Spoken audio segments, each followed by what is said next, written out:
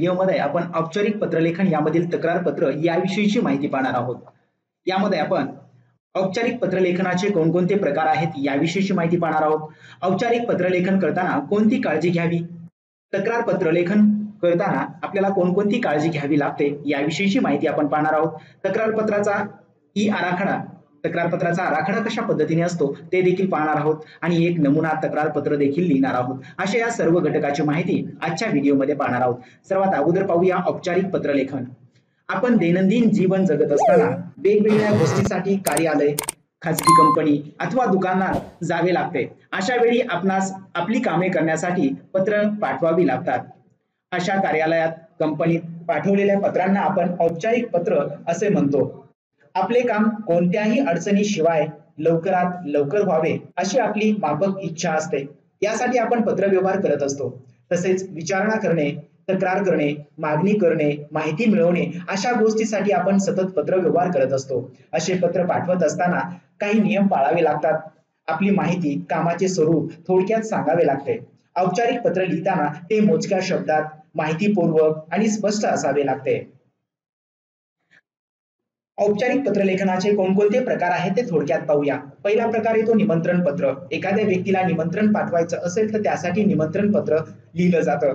दुसरा प्रकार येतो आभार पत्र। एखाद्या व्यक्तीचे आभार व्यक्त करायचे असतील तर त्यासाठी आभार पत्र पाठवलं जातं। विनंती पत्र, तक्रार पत्र, एखाद्या गोष्टीची तक्रार करायची असेल तर त्यासाठी तक्रार पत्र लिहिलं जातं। कोणत्या वस्तू मागणी करायच्या असतील, वस्तू घ्यायच्या असतील तर त्यासाठी मागणी पत्र केलं जातं। क्षमापत्र, चौकशी पत्र, अभिनंदन पत्र, एखाद्या व्यक्तीनं कशामध्ये यश संपादन केलं असेल आणि त्याचं अभिनंदन करायचं असेल तर त्यासाठी अभिनंदन पत्र पाठवले जातात। अशा पद्धतीने औपचारिक पत्रलेखनाचे हे वेगवेगळे प्रकार आहेत। आता आपण पाहूया औपचारिक पत्रलेखन करताना कोणकोणती काळजी घ्यावी। पहिली गोष्ट आहे, औपचारिक पत्रलेखन करताना वरच्या बाजूला डाव्या कोपऱ्यामध्ये दिनांक लिहावी। दुसरी गोष्ट आहे, प्रेषक, प्रती यांचे पत्ते, नाव जर आपण आपल्याला प्रश्नामध्ये दिलेले असतील तर आपण ते अचूक जशाला तसे लिहावेत। जर आपल्याला पत्ता दिला असेल तर तोच त्या ठिकाणी लिहायचा आहे। औपचारिक पत्रामध्ये जर आपल्याला संदर्भ द्यायचा असेल तर तो संदर्भ विषयाच्या खाली किंवा विषय झाल्यानंतर द्यायचा असतो। संबोधन हे महोदय किंवा महोदया एवढेच लिहावे। जास्त त्यामध्ये कोणतेही इतर शब्द ऍड करायची गरज नाही। पत्राचा मजकूर मोजक्या शब्दात स्पष्ट असला पाहिजे। आपलं म्हणणं काय आहे ते आपण मोजक्या शब्दामध्ये औपचारिक पत्रामध्ये व्यक्त केलं पाहिजे। औपचारिक पत्र लिहिताना 2 ते 3 परिच्छेदात संपूर्ण पत्रलेखन आलं पाहिजे। जो मुख्य मजकूर आहे तो 2 ते 3 परिच्छेदामध्ये आपण मुद्देसूद लेखन करून पूर्ण करायचा आहे। शेवटी आपली कृपाभिलाषी किंवा आपला विश्वासू असे संबोधन वापरून आपण पत्राचा शेवट करायचा आहे। आणि जर आपण अशा पत्रासोबत काही डॉक्युमेंट्स देणार असाल, कागदपत्रे देणार असाल तर शेवटी संदर्भ या सदराखाली आपण देत असलेल्या सर्व कागदपत्राची माहिती द्यायची आहे। अशा पद्धतीने औपचारिक लेखन करत असताना या सर्व गोष्टीची काळजी घ्यायची आहे। आता आपण पाहूया तक्रार पत्र लेखन करताना कोणती काळजी घ्यावी लागते। पहिली महत्त्वाची गोष्ट आहे, तक्रार पत्रातून आपण आपणास होणारा त्रास व्यक्त करत असतो किंवा आपली जी अपेक्षा आहे ती अपेक्षा आपण तक्रार पत्रामधून व्यक्त करीत असतो, ती स्पष्ट शब्दामध्ये करायला हवी। आपला त्रास दूर व्हावा हा उद्देश समोर ठेवून तक्रार पत्राचं लेखन केलं जातं। तक्रार अर्जात आपण अपेक्षा पूर्ण व्हाव्यात यासाठी एक प्रकारची विनंती केलेली असते। आपल्याला ज्या गोष्टीची तक्रार द्यायची आहे किंवा आपल्याला कोणत्या गोष्टीमुळे त्रास झालेला आहे तो त्रास सोडवावा यासाठी एक प्रकारची विनंती आपण तक्रार पत्रामध्ये केलेली असते। तक्रार पत्र लेखन करत असताना विषय मोजक्या शब्दात असावा। तक्रार पत्रकामध्ये जो विषय लिहिलेला आहे तो मोजक्या शब्दामध्ये आणि पूर्ण माहिती देणारा असावा। तक्रार पत्रामध्ये आपणास जर संदर्भ द्यायचा असेल तर तो विषयाच्या नंतर दिला जातो। 2 ते 3 परिच्छेदामध्ये मुद्देसूद तक्रार पत्राचा मजकूर लिहावा। तक्रार पत्र लिहित असताना शेवटी आपण ज्या ठिकाणी पत्ता लिहितो त्या ठिकाणी ईमेल आयडी ई पत्ता लिहिणे अपेक्षित आहे। अशा पद्धतीने तक्रार पत्र लिहित असताना ज्या सर्व गोष्टी आहेत त्या सर्व गोष्टीची आपण काळजी घ्यायची आहे। मुद्देसूद लेखन, मोजक्या शब्दामध्ये लेखन, विषय अचूक असावा आणि यामध्ये जर तुम्हाला संदर्भ द्यायचा असेल तर तो विषयाच्या खाली द्यायचा आहे। अशा सर्व गोष्टीचा विचार करून आपण तक्रार पत्र लिहू शकता। आता आपण पाहूया तक्रार पत्राचा नेमका आराखडा कसा असतो। आपण या ठिकाणी पाहू शकता, हा आपला एक कागद आहे असं समजूया। सर्वात अगोदर वरच्या बाजूला दिनांक लिहा, त्यानंतर पत्र स्वीकारणाऱ्या व्यक्ती आहे त्याचे नाव, पत्ता वगैरे या गोष्टी लिहायच्या आहेत. त्यानंतर पत्राचा जो विषय असेल तो विषय या ठिकाणी नमूद करायचा आहे आणि जर आपल्याला संदर्भ द्यायचा असेल तर तो विषयाच्या खाली लिहायचा आहे. त्यानंतर अभिवादन पर शब्द लिहायचे आहेत. त्यानंतर पत्राचा जो मुख्य मजकूर आहे तो मजकूर या ठिकाणी नमूद करा आणि त्यानंतर पत्राचा शेवट लिहायचा आहे. कळावे ही नम्र विनंती किंवा आशा करतो आपण माझी ही समस्या सोडवाल अशा पद्धतीने पत्राचा शेवट लिहायचा आहे आणि त्यानंतर या ठिकाणी स्वतःचं नाव, पत्ता, ईमेल आयडी अशा पद्धतीची माहिती लिहायची आहे. आणि या व्यतिरिक्त जर आपण या तक्रार पत्रासोबत काही डॉक्युमेंट्स कागदपत्र देणार असाल तर शेवटी सोबत या सदराखाली ती सर्व कागदपत्राची यादी द्यायची आहे. अशा पद्धतीने तक्रार पत्र आपण लिहित असतो. आता आपण एक नमुना तक्रार पत्र पाहूया. परीक्षेमध्ये आपल्याला अशा पद्धतीचा प्रश्न असू शकतो.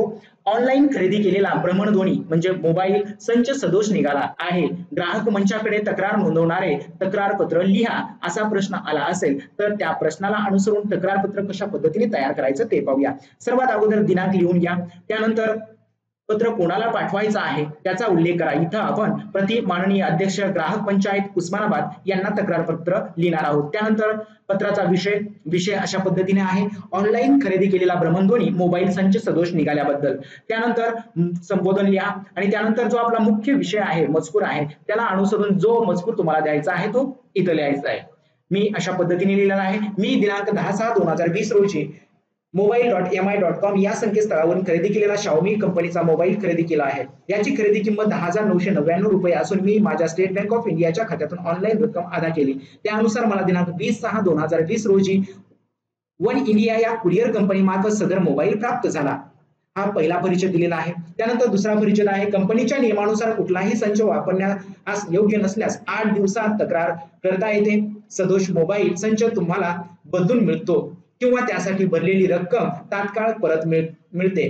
मी खरेदी केलेला संच 3 दिवसानंतर आपोआप बंद होत असून बॅटरी तात्काळ संपते व तो बंद होतो. त्याचप्रमाणे मी दिनांक 30/6/2020 रोजी ईमेल पत्राद्वारे कंपनीकडे माझी तक्रार नोंदवली आहे. हा मी दुसरा परिचित घेतलेला आहे. दुसऱ्या परिच्छेदामध्ये मोबाईलची जी समस्या आहे ती समस्या मी व्यक्त केलेली आहे. आता तिसरा परिच्छेद पाहूया.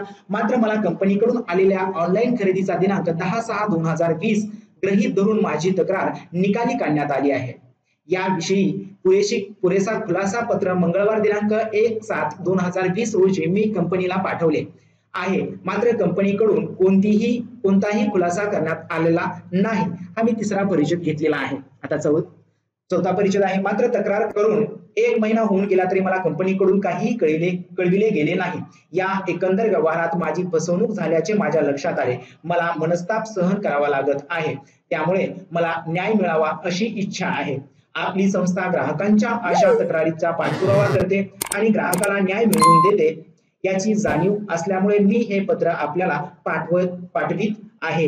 अशा पद्धतीने मी 3 परिच्छेदामध्ये हे पत्र संपवलं आहे. आता पत्राचा शेवट, तरी माझ्या तक्रारीचा अभ्यास करून आपण मला योग्य ते मार्गदर्शन करावे ही नम्र विनंती, असं मी पत्राचा शेवट केलेला आहे. त्यानंतर पत्राच्या शेवटी लिहून आपला पूर्ण पत्ता नमूद करायचा आहे आणि त्यानंतर आपल्याला या पत्रासोबत काही डॉक्युमेंट द्यायचे असतील तर ते डॉक्युमेंट देखील सोबत या सदराखाली नोंदवायचे आहेत. मी सोबत कंपनीशी झालेला ई पत्र व्यवहार, 2 टपाल पत्र व्यवहाराची प्रत, 3 खरेदी पावती, झेरॉक्स प्रत आणि कुरिअर पावती अशा पद्धतीचे कागदपत्र सोबत दिलेले आहेत. अशा पद्धतीने आपण हे तक्रार पत्र लिहू शकता. या ठिकाणी नमुन्यासाठी मी एक विषय घेतलेला आहे. त्याच पद्धतीने कोणताही विषय घेऊन आपण मुद्देसूद मांडणी करून आपलं तक्रार पत्र लिहू शकता.